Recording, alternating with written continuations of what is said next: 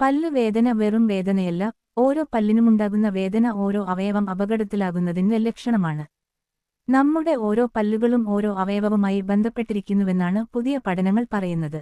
ഇവയുടെ വേരുകളോടുന്നത് ഇത്തരം അവയവങ്ങളിലേക്കാണ്. ഇതുകൊണ്ടുതന്നെ പല്ലുവേദന ചിലപ്പോൾ പല്ലു സംബന്ധമായ പ്രശ്നം കൊണ്ടു മാത്രമാകില്ല, ഈ അവയവങ്ങൾക്കുണ്ടാകുന്ന പ്രശ്നങ്ങൾ കൊണ്ടുമാകാം.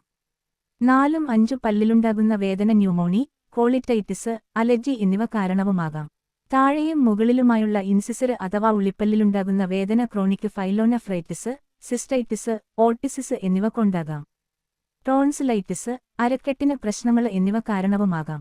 മുഖഭാഗത്തെ 6ാമത്തെ പല്ലിലെങ്കിൽ സൈനസൈറ്റിസ്, ടോൺസിലൈറ്റിസ്, തൈറോയിഡ് ട്യൂമര്, സ്പ്ലീന്, ഓവറി പ്രശ്നങ്ങൾ എന്നിവ കാരണമാകാം.